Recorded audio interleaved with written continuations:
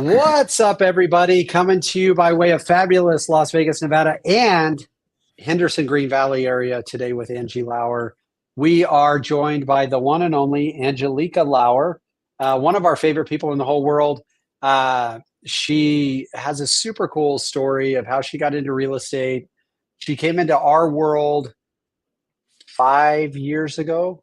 When Yeah, did you join us? 5 years ago.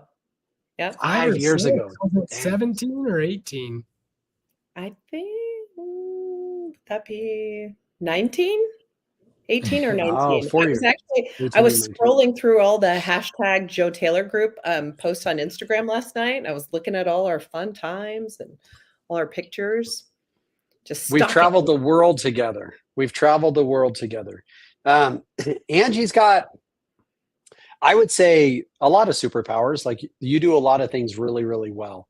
One thing that I believe you are the like industry best, like top 1% in the entire real estate industry, probably top 1% of 1% is on lead conversion.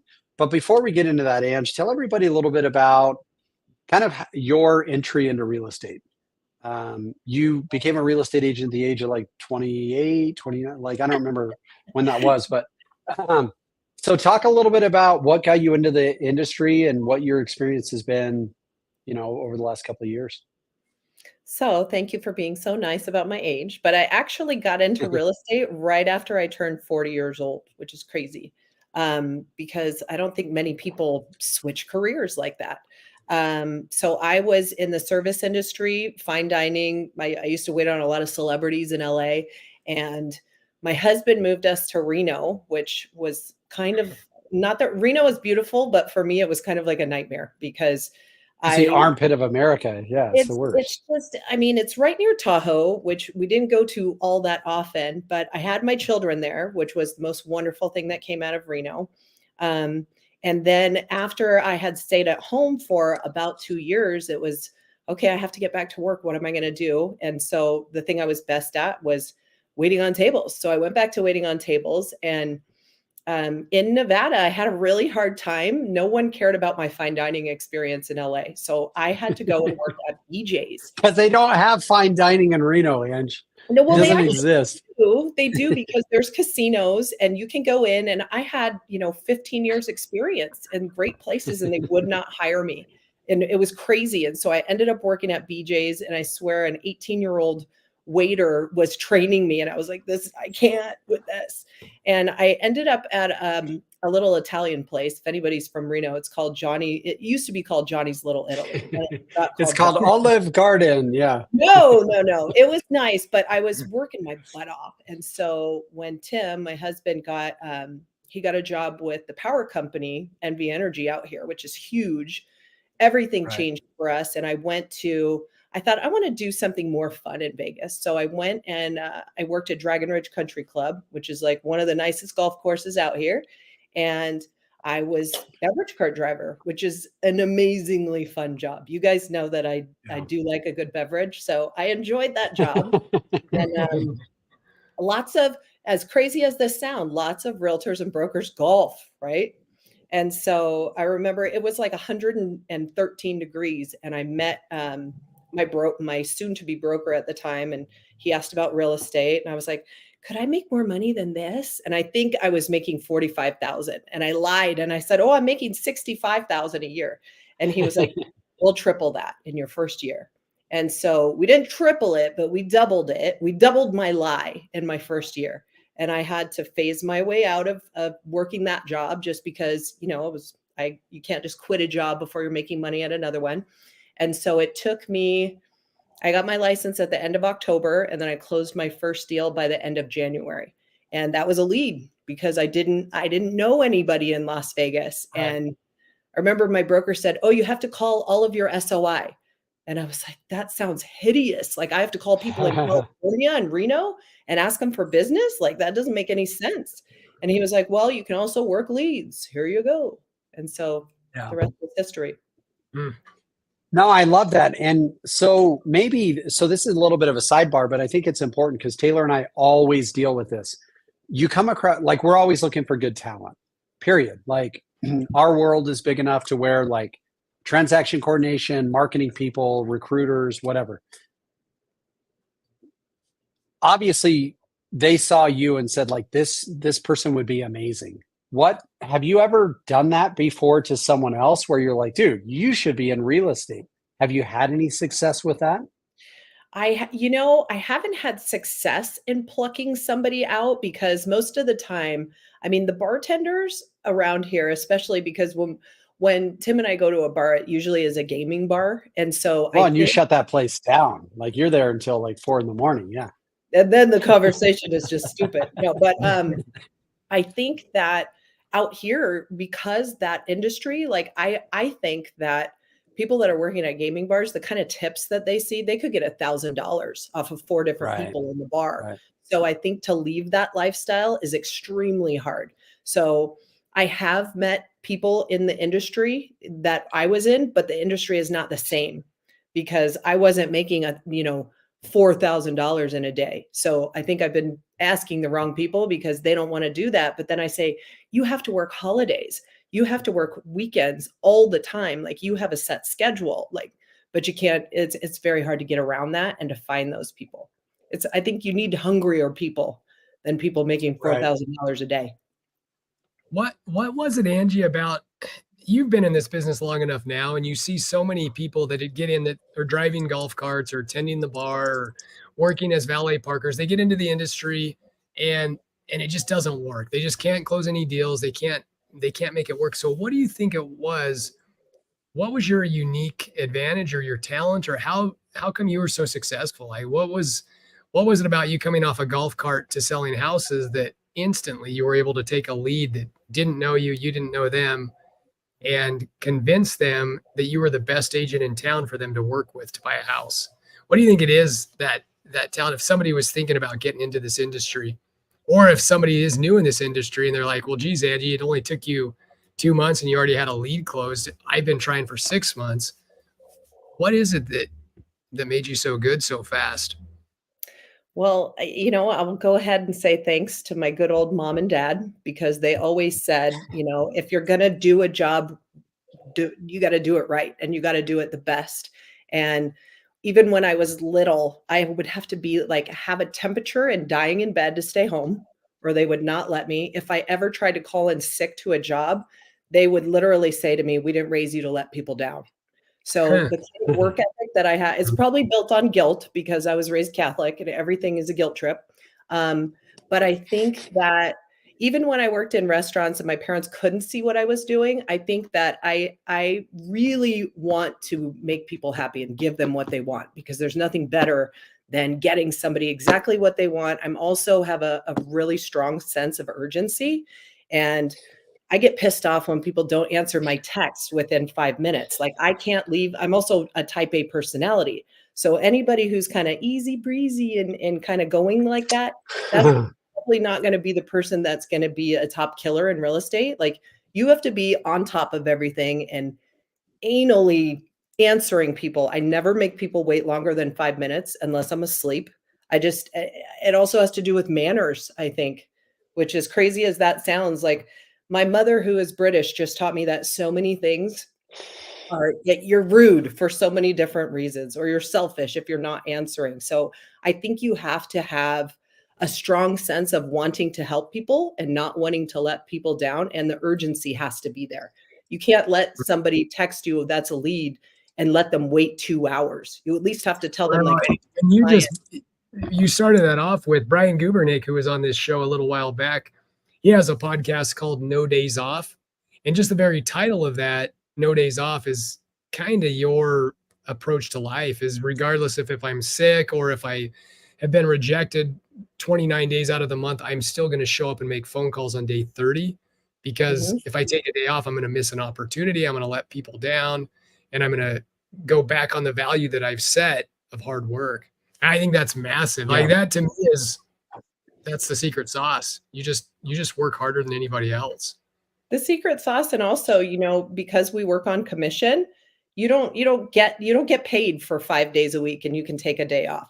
If you don't work, you don't get paid. So that's a big thing that keeps me going. Like I like my bank account to be cushiony. I don't ever want to have to worry about money. So if I have to work for 3 hours every day. Like that's a small price to pay to never have to worry about anything that I want to buy or that my family wants. So, and diagnose this for me. I'm a big, I don't know, lately everything's been a triage for me. But why why do agents struggle so much? Like there is in you, you have a superpower when it comes to lead conversion, honestly better than anyone I've ever seen. Um, but why do other in your experience, you've led, you've obviously been in a leadership position with us for a long time. We've had a hundred agents come through our office and our team in that time, and Mhm. some succeed, some don't. Like, have you found any common denominators for those who struggle to succeed in any given market versus those who seem to find a way? Like, are there common denominators? Are there evidences of success and failure that you picked up on? I think the biggest thing is lack of consistency in what everybody's doing. You can have a really great 3 days and people think, "Now it's time to check out. Now I'm gonna go do this. Now I'm gonna, go hang out with my friends. Now I'm gonna," there's a lot of different uh, excuses is, for lack of a better word that people use, but I feel like I could have every excuse in the book to not work. I have 2 kids. I have a husband. I just got a new dog, which is crazy. But I know, Which don't is even crazy, actually. it Thank is you for pointing crazy. that out. Yeah, it is. But what I will do is if I know that I have a trip coming up, I plan everything accordingly. I know that during that 7 days that I'm gone, I can't work those brand new leads. So I'm going to divvy those out to my team. If I have something coming up with a task coming, I know that I have to do that task before I leave or I set it for when I'm done. If I know I have to have 20 conversations and I have to go pick up my kids or go to a festival, I know I have to have 30 conversations the day before so that I can make up those conversations. So I can't just Mm. get seven, and then try to get 50 on the weekend. If I know that I've got plans on the weekend, that means I have to double down during those days on the week. And I think what happens is, I mean, there's a lot of different things that happen with leads, but the number one thing is they I think some agents feel like if they go past like 3 days or 5 days, then like they have to give up. They can't keep working it. Mm. And they also, you guys know I have a very anal system of how I work it. And so if you can't keep to that system, which can be flexible, it can change. Um, you're not going to make it in the lead conversion game. You're not even if somebody, the other day I had a client give me a referral, right? If I don't put that into my CRM and I don't follow up with that guy's not just going to go, well, Mike referred her, so I'm just going to use her no matter what. Anybody that's referred to you has to be worked in the same way as a lead is.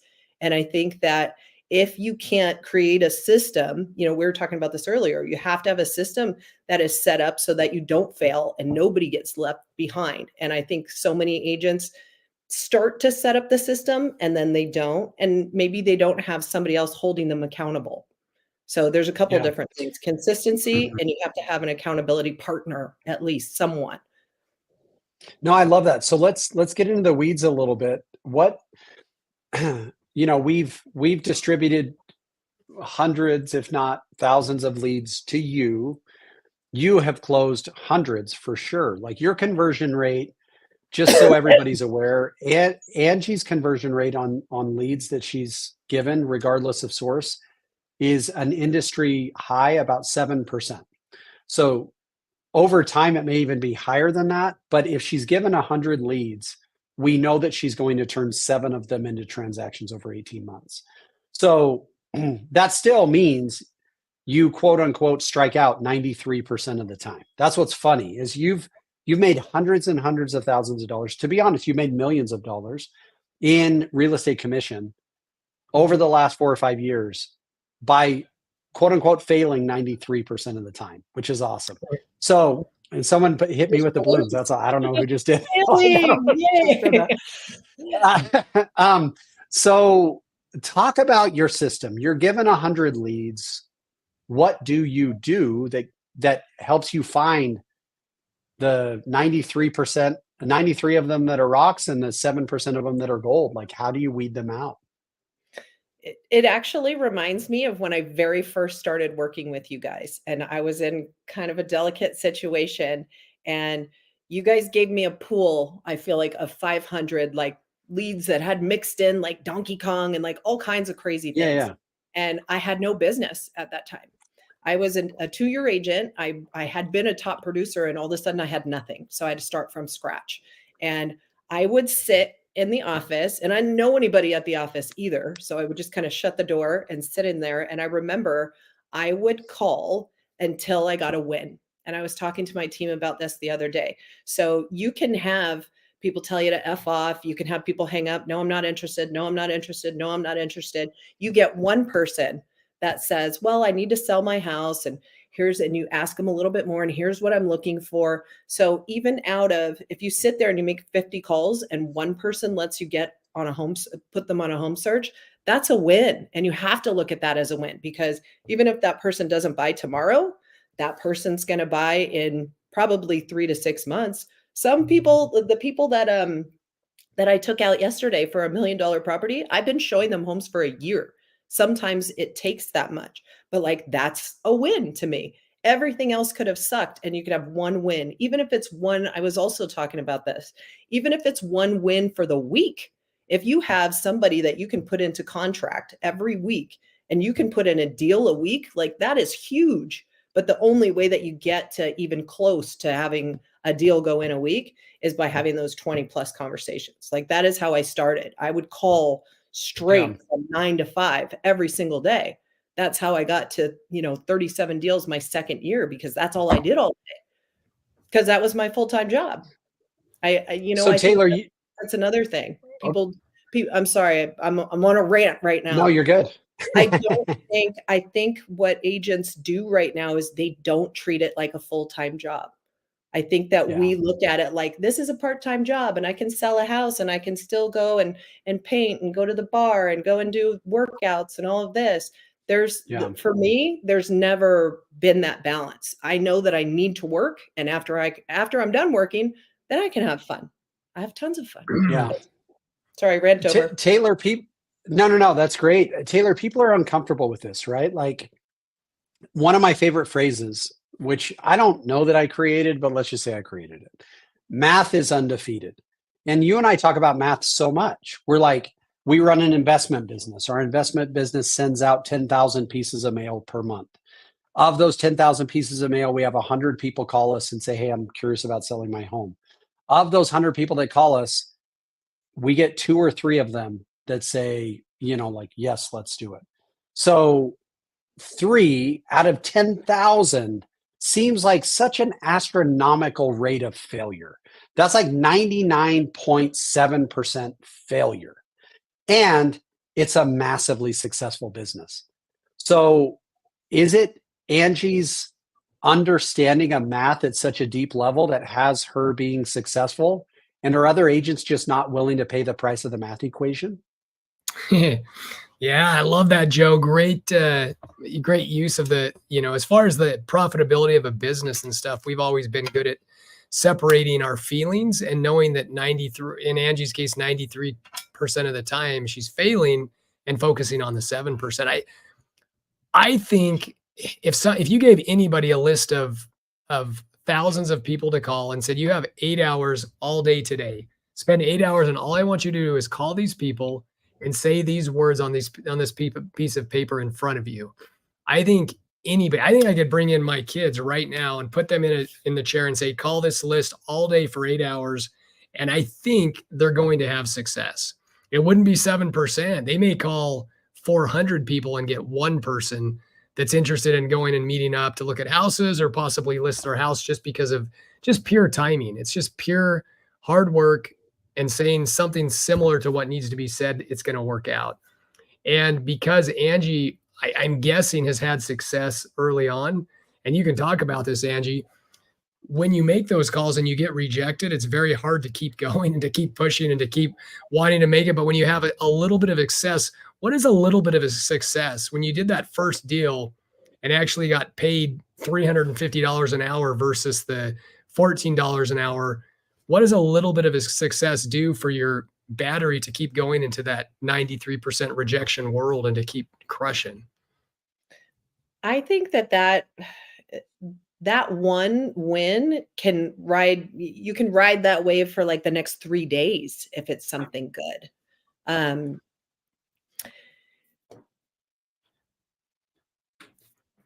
sorry, I got a Yeah, distraction no, there you're from good. So, TC. so is it the, is this, so what we're talking about, Ange, is it the Biff Tannen method of doing business, which is literally this? One of my favorites of all time, Jeffrey R. Holland, says it this way: we already know who's going to win the game. For us, it's to determine which team we're going to play for. So what Mhm. Taylor's saying is, if we get any human being, Justin Nelson said, if you have any real estate salesperson meet with 100 clients in person, even the worst realtor is going to close 10 of them. Like, that's a 10% closing ratio. That's the worst. So what Taylor's saying is, if we took anyone and had them call a database of 500 people, they are going to generate some opportunities. So is Angie's secret to her success, beyond a great personality and things like that, Ange, is it that you are one of the only people who's actually willing to sit down and make those calls? Like, you're the one willing to put on the uniform and say, I'm going to make the calls. I'm going to, whether I fumble through it, whether people tell me to go screw myself, whatever, I'm just going to keep going. Is that a superpower that you have? I think that I don't like to fail at anything and I'm extremely competitive.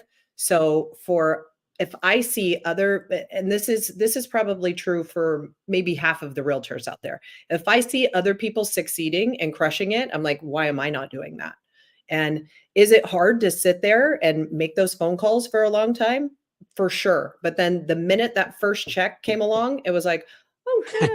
Like I can make $3,000 and work for, I think I worked, you work about, I want to say on average, you guys can correct me. You're the math guys. It's about 10 hours, I would say total, that you work on a real estate deal because you may have little conversations here and there and you got to write your requests and you got to send people out, but like it's not more than 10 hours.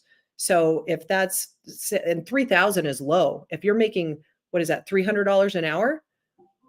Yeah. Like there is no other job except for like doctors and attorneys and, casino high limit room waitresses that can make $300 an hour. Like it's just not out there. And then when you start to have more than one deal at a time, that's when those conversations, maybe that is the key to it all. You've got to have a little taste of success because if you don't, it could be really hard. If you sit there and you're making calls for 6 months at a time and you don't have one deal, that's going to dampen things for That's you. tough. I, you know, So let me I, ask you this, Ange. How important is what you say? Like, I've done the Phil Jones stuff. You've read exactly what to say. Mhm. You've received other coaching. Like, beyond just being the person willing to make the dials, how important is what you say to a client in a conversation? Like, is that the difference between a 3% conversion rate and a 7% conversion rate? Is that you say certain things at certain times that create certain results? For sure. You have to, but another thing that, I learn, I do roundtables once a week, more than once sometimes with the team. And it's so important to listen to what they say, because if you just keep firing, and it doesn't matter how curious you are, if you keep firing off questions and you don't listen to what they say and piggyback your questions off of what they're saying, then you're going to lose. You can't just keep asking questions. Like if somebody says, well, I'm expecting a baby, and you don't say anything about the baby, but you're like, so what is it? What do you want your backyard to look like? You're going to lose because they're like, this person isn't listening. They're just trying to sell me something. So it's very much about pausing and listening, which is not always one of my strong suits. When I'm at home, everyone will say I don't listen to them. But when I'm on the phone, I've got to give it, a great phone call to me is 5 to 10 minutes. A half an hour phone call to me is not a great call because that's just us doing this. No offense to anybody. I like to get to the point, but also be listening. And then if you really zero in on what they're saying and extract what they need based off of what they're saying, then you're going to get the deal. Then they're going to trust you next time. Yeah. Well, and Taylor, I feel like Angie is the antithesis of Allen Iverson. Allen Iverson's famous for a lot of things, but one of them was he didn't.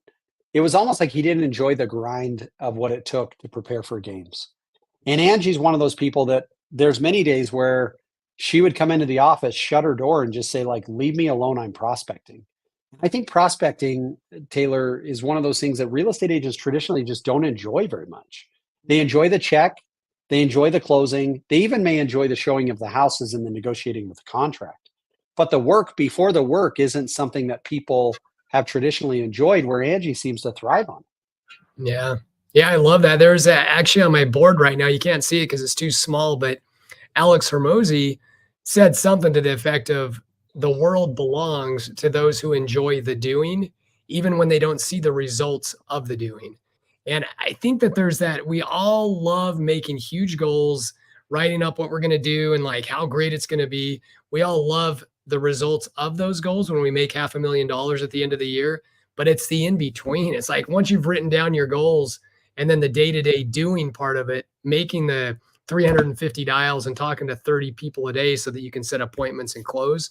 That's the part where if we can find it, if we can find enjoyment and excitement and in that process, that event, that the processes of the work, that's what you've done, Angie, is you've been able to find joy and like excitement. And even if it's not joyful and exciting, you've been able to find the willpower to say, this is valuable. And if I do that, it's more important than my feelings, which say I feel a little bit sick or I just don't feel like working today. So I'm going to just give myself like a day off because I earned it. You're a very value centered person. And you know that if you do the processes of the in between of the goal setting and the results, the world is yours. Yeah. I So, Ange, I was just going to say, I've got two more questions for you. We've got, a few minutes left. Number one, a lot of agents I've seen have temporary success. Like you are not unique in that you came into the industry and had some early success, because that has happened before. Mhm. I think you're extraordinary for that. But what makes you unique is your successes build upon successes, which build upon successes. Like we've seen agents come in and close 3 deals and make $50,000 and go like, all right, cool. I'm out for months and months and months. Where do you find the motivation to grow from success to success? Because that is unique. There are people who are like, I'll make 50 grand working for Starbucks, or wow, I just made 50 grand in 3 months. I'm now going to go backpack for the next 6 months. Like, where do you find the motivation to continue to build despite now having success that was probably only dreamed of 5 years ago? Mhm. Well, I don't wanna make 50,000 and then go backpack because then I would come back to 0, right? So there's that for sure. I think that, in our ecosystem and a lot of the people that I learned from you guys. Lana Rodriguez is somebody that I've learned so much from, and, taking the lead conversion and taking it to a whole nother level of making our past clients and our friends part of our lead system and what this is about. I think the growth of just going in and calling in your CRM to changing it into having events and sending people gifts and just serving more and just kind of collecting along with the serving rather than just collecting drives me, because I want the people that I sold a house to 7 years ago to keep me in mind for the rest of their lives. And so building those relationships, that really motivates me, because if I reach out to somebody that I sold a house to 2 years ago, which happened the other day, and they were like, "Oh, we're so glad you reached out. We want to sell our house."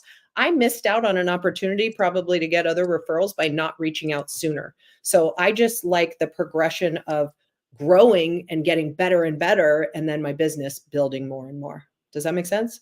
Yeah. No, it does. Let me ask you this. Quote. Oh, go ahead, Taylor. Well, my question is this.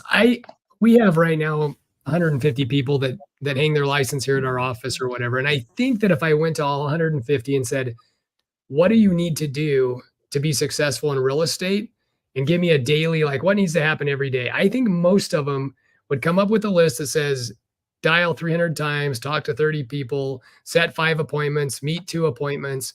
I think people know what needs to be done and they understand it is hard work, but they just don't do it.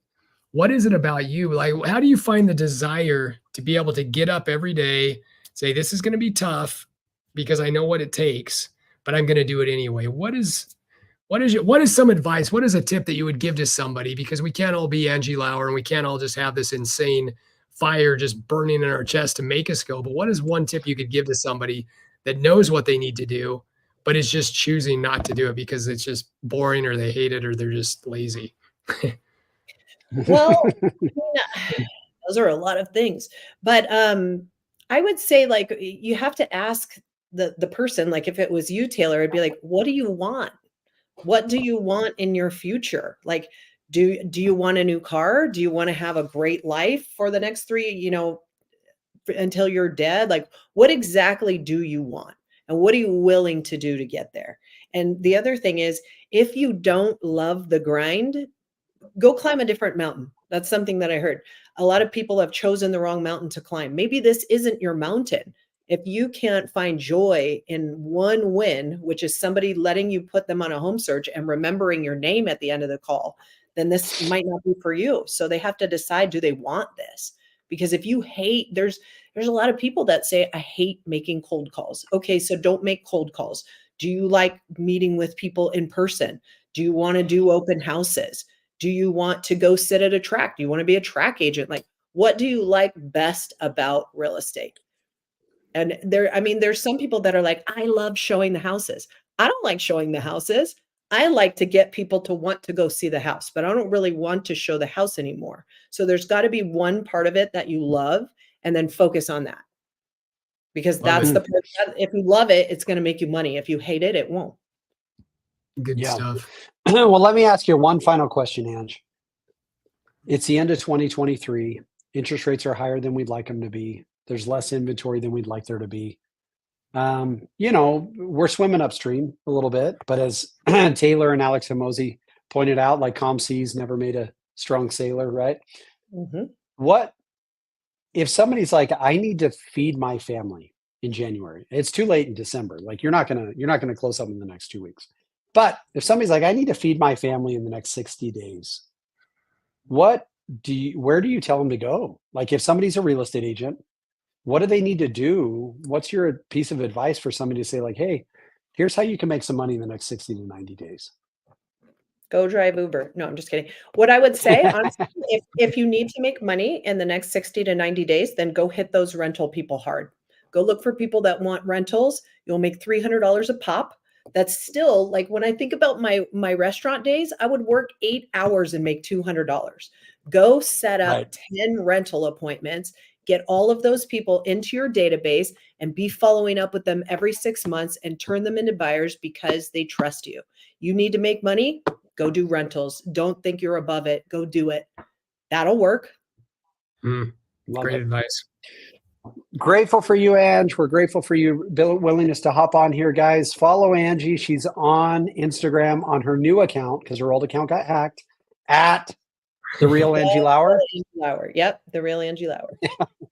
The other Angie Lauer is going to try to sell you some crypto advice. That's not the real Angie Lauer. She will never sell you crypto. Thanks, Ange. That's Taylor. Thanks so much, you guys.